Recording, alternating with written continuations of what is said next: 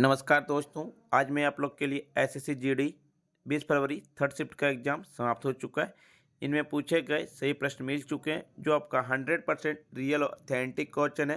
जिन्हें इसका पीडीएफ चाहिए वो हम टेलीग्राम या व्हाट्सएप ग्रुप पे जुड़ सकते हैं या आप हमारे व्हाट्सएप नंबर से पीडीएफ प्रोवाइड कर सकते हैं। पहला प्रश्न है, ब्रिटेन के भारतीय मूल के गृह सचिव कौन है? सुएला ब्रेवरमैन बने हैं। लिज ट्रस ब्रिटेन की तीसरी महिला प्रधानमंत्री थी।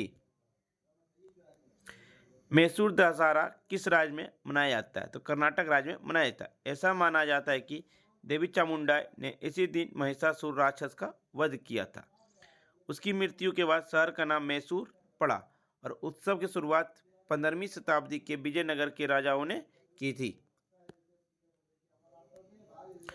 उस्ताद बिंदा खान कौन सा वाद्य यंत्र बजाते थे? तो सारंगी बजाते थे। के आर कुमार स्वामी अय्यर, दुराई स्वामी अयंगर ये बीना बजाते थे। रविशंकर, निखिल बनर्जी, हराशंकर भट्टाचार्य, विलायत खान सितार वादक हैं। किशन महाराज, अल्लाह रखा खान, जाकिर हुसैन, निखिल घोष तबला वादक हैं। गुलाम अली साबिर खान, सुहाली यूसुफ खान, सुल्तान खान, उस्ताद बिंदा खान सारंगी बजाते थे। अरुपति नतेशा अय्यर, तंजावुर वेदनाथ अय्यर, पालघाट मणि अय्यर मृदंग बजाते थे। तरुण भट्टाचार्य, भजन सोपारी, उल्लास बापट संतूर वादक है। गजानव Raj Joshi, Balu Swami Dikshitar, M S Gopal Krishnan, Lal Guddi ji, Jayaraman, T N Krishnan, Mysore T Chowdiah ये सभी चिकारा बजाते थे।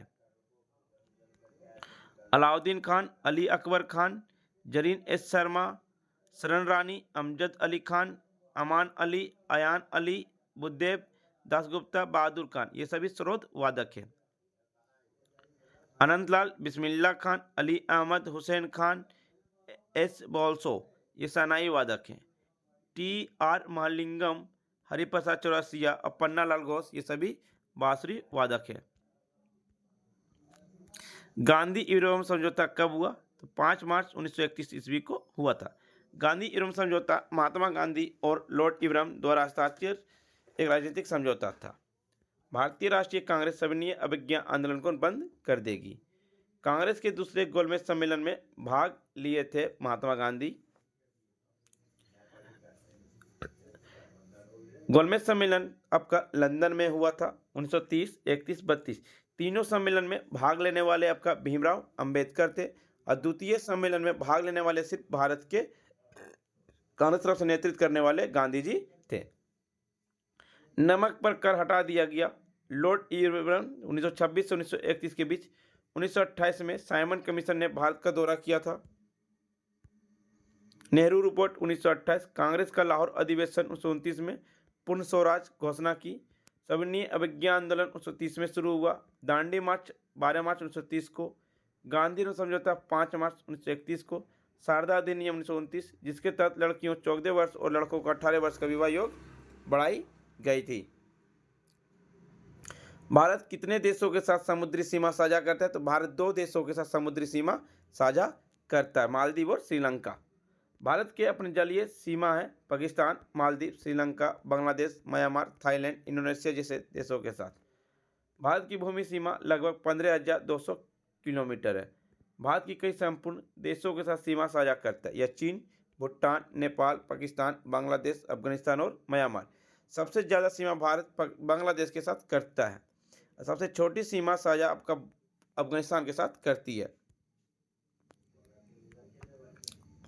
2011 के जनगणना के अनुसार सर्वाधिक साक्षरता दर किस राज्य का है? तो आपका यह केरल का है। साक्षरता दर 94%। केरल की कुल साक्षरता दर सबसे अधिक है। पुरुष साक्षरता दर 96.11%, जबकि महिला साक्षरता दर 92.07%। केरल की कुल साक्षरता दर 94%, जो भारत में औसत साक्षरता दर 72.98% है। देश में साक्षरता दर 74.04% है, जिसमें से पुरुष की साक्षरता दर 82.14% और महिलाओं के लिए 65.46% है। केरल ने 93.91% साक्षरता दर के साथ शीर्ष पर रहकर अपना स्थान बरकरार रखा है। केरल के बाद लक्षद्वीप 92.28%, मिजोरम तीसरे स्थान पर 91.58%, 63.82% साक्षरता दर के साथ बिहार सबसे कम शिक्षित वाला राज्य है। इसके बाद आपका अरुणाचल प्रदेश 66.95%, राजस्थान 67.06% है।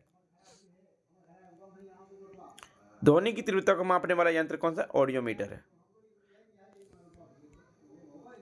गौतम बुद्ध किस वंश से थे? शाक वंश से थे। उनका जन्म सिद्धार्थ गौतम के रूप में 563 ईसा पूर्व नेपाल के लुम्बिनी में एक शाही परिवार में हुआ था, जो भारत और नेपाल सीमा के पास स्थित है। उनका परिवार शाक वंश का था, जिसने कपिलवस्तु लुम्बिनी में शासन किया था। 29 वर्ष की आयु में गौतम ने घर छोड़ दिया और धन संपदा से संपन्न अपने जीवन का स्वीकार कर दिया। तपस्या या अत्यधिक आत्म अनुशासन का जीवन शैली का अपनाया। लगातार 49 दिनों के ध्यान के बाद गौतम बुद्ध को बिहार के बोध गया में पीपल पेड़ के नीचे ज्ञान की प्राप्ति हुई थी, 35 वर्ष की अवस्था में। बुद्ध ने अपना पहला उपदेश उत्तर प्रदेश के वाराणसी के पास सारनाथ गांव में दिए थे। इस घटना का धर्म चक्र परिवर्तन कानून के चक्र को मोड़ने के रूप में जाना जाता है।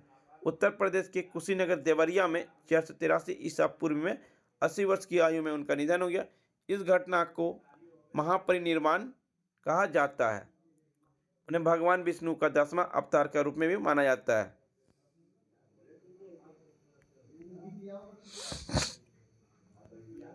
वर्तमान में सिंगापुर के मुख्य न्यायाधीश कौन है? सुंदरेश मेनन। भारत में फ्यूचर इंजीनियरिंग प्रोग्राम किसके द्वारा शुरू किया गया? तो अमेजन कंपनी के द्वारा शुरू किया गया। अमेजन द्वारा भारत में फ्यूचरिंग इंजीनियरिंग प्रोग्राम शुरू किया गया। इसे 27 सितंबर 2021 को शुरू किया गया था। इसे छात्रों को कंप्यूटर विज्ञान को शिक्षा के बारे में शुरुआती शीघ्र जानकारी देकर अंतर को दूर करने के लिए लॉन्च किया गया था। राष्ट्रीय आपातकालीन के दौरान किस मूल अधिकार को निलंबित नहीं किया जा सकता? अनुच्छेद 20 और 21 को राष्ट्रीय आपातकालीन के दौरान निलंबित नहीं किया जा सकता है। एक राष्ट्रीय आपातकालीन के दौरान अनुच्छेद 20 अपराधों के लिए सजा के संबंध संरक्षण और अनुच्छेद 21 जीवन और व्यक्तिगत स्वतंत्रता का संरक्षण को निलंबित नहीं किया जा सकता है। भारत में राष्ट्रीय खेलों का आयोजन पहली बार कब किया गया? 1940, 1985 मुंबई और दिल्ली में। 36वां राष्ट्रीय खेलों का आयोजन गुजरात में किया गया और विजेता सर्वश्रेष्ठ था। और 37वां राष्ट्रीय मंडल खेलों का आयोजन गोवा में कराया गया। विजेता महाराष्ट्र था। भारत में एशियाई खेल की शुरुआत 1951 में नई दिल्ली में हुई थी और दूसरी बार एशियाई खेलों की मेजबानी 1982 में किया गया था। भारत राष्ट्रमंडल खेल का आयोजन 2010 में किया था। भारत में पूर्ण रूप से क्रिकेट का आयोजन 2023 में किया, जहां विजेता ऑस्ट्रेलिया और उपविजेता भारत रहा था। बुंदेलखंड का लोकप्रिय नृत्य कौन सा? बधाई नृत्य, राय नृत्य, बरेदी नृत्य, सेरा नृत्य, कन्नड़ा नृत्य, डिमराई नृत्य और नोरता नृत्य। जौहरा मध्य प्रदेश के बुंदेलखंड क्षेत्र में लोकप्रिय फसल नृत्य है। नृत्य जिसमें सिर पर ज्वार से भरी टोकरी को शामिल करना है, उसके साथ भारी वाद्य संगीत भी है। मटकी नृत्य मध्य प्रदेश के मालवा क्षेत्र में किया जाता है। यक्षगान किस राज्य से संबंधित है? यक्षगान कर्नाटक एक पारंपरिक नाट्य रूप है। इसका शाब्दिक अर्थ है यक्ष का गीत। यह उडुपी जिले में विकसित हुआ था। यह एक मंदिर कला के रूप है जो पौराणिक कहानियों, रामायण, महाभारत और अन्य हिंदू महाकाव्यों को दर्शाता है। यह वैष्णव भक्ति आंदोलन से काफी प्रभावित है। आमतौर पर कन्नड़, मलयालम और तेलुगु उसमें सुनाया जाता है। फ्रेंड्स, आपको वीडियो पसंद आ रही तो लाइक, शेयर, सब्सक्राइब जरूर करें और जिन्हें इसका पीडीएफ चाहिए वो हम टेलीग्राम या व्हाट्सएप ग्रुप पे जुड़ सकते हैं। एक था लिएंडर पेस का संबंध किससे? तो ये टेनिस से।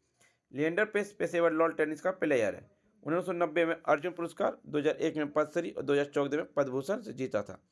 उन्होंने 8 करियर ग्रैंड स्लैम युगल खिताब जीते और 10 करियर ग्रैंड स्लैम मिश्रित युगल चैंपियनशिप जीते। लिएंडर पेस के पिता हॉकी को भारतीय राष्ट्रीय टीम के सदस्य रहे। उनके पिता वेस पेस थे। 5 IIT की स्थापना किस पंचवर्षीय योजना में हुई थी? तो पहली पंचवर्षीय योजना में हुई थी। पहली पंचवर्षीय योजना 1951 से 1956 की अवधि थी, जिसमें लक्ष्य वृद्धि दर 2.1 था और वास्तविक वृद्धि दर 3.6 हुई थी। यह योजना हेरोड डोवर मॉडल पर आधारित थी। पहली पंचवर्षीय योजना 1951 से 56, दूसरी पंचवर्षीय योजना 1956 से 61, जिसमें औद्योगिक क्षेत्र पर बढ़ावा दिया गया था। और तीसरी पंचवर्षीय योजना 1961 से 66, चौथी पंचवर्षीय योजना 1969 से 74, पांचवी पंचवर्षीय योजना 1974 से 78, छठी पंचवर्षीय योजना 1980 से 85, सातवीं पंचवर्षीय योजना 1985 से 90, 8वीं पंचवर्षीय योजना 1990 से 97, 9वीं पंचवर्षीय योजना 1997 से 2002, 10वीं पंचवर्षीय योजना 2002 से 2007, 11वीं पंचवर्षीय योजना 2007 से 2012, अब 12वीं पंचवर्षीय योजना 2012 से 2017। हरित क्रांति का संबंध किससे? तो कृषि क्षेत्र से है। हरित क्रांति उस अवधि को संदर्भित करती है जब भारतीय कृषि को आधुनिक तरीकों और प्रौद्योगिकी जैसे कि उपज वाले किस्म के बीच सिंचाई सुविधाओं, कीटनाशकों, उर्वरकों का उपयोग के कारण एक औद्योगिक प्रणाली में परिवर्तित किया गया था।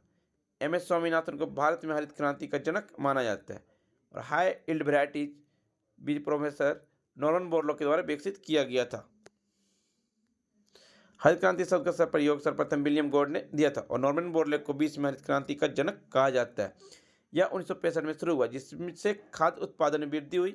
गेहूं उत्पादन के लिए सबसे उपयोगी विशेष रूप से पंजाब, हरियाणा, उत्तर प्रदेश में हुआ था।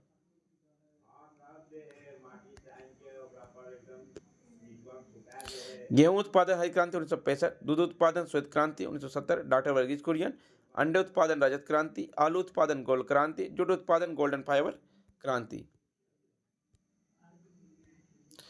मूल्यह्रास क्या है? निर्धारित समय के भीतर उपकरणों में होने वाले नुकसान। मूल्यह्रास एक लेखांकन तकनीक है जिसका उपयोग किसी मूर्ति संपत्ति के खर्च को उसके उपयोगी जीवन जैसे भवन, मशीन या उपकरण के टुकड़े के दौरान फैलाने के लिए किया जाता है। टेबल टेनिस में यदि 10-10 से बराबरी होती तो प्रतिद्वंदी से कितने अंक अधिक हासिल करने वाले पहले खिलाड़ी टीम द्वारा जीता जाता है? 2। खेल 11 अंक हासिल करने वाले पहले खिलाड़ी टीम द्वारा जीते जाते हैं, जबकि 2 से जीत हासिल होती है। यदि 10-10 से बराबरी होती तो प्रतिद्वंदी से 2 अंक अधिक हासिल करने वाले पहले खिलाड़ी द्वारा गेम जीता जाता है। फ्रेंड्स, आपको वीडियो पसंद आई हो तो लाइक, शेयर, सब्सक्राइब जरूर करें और जिन्हें इसका PDF चाहिए वो हम टेलीग्राम या व्हाट्सएप ग्रुप पर जुड़ सकते हैं। डिस्क्रिप्शन लिंक दे दिया गया। तब तक के लिए धन्यवाद फ्रेंड्स।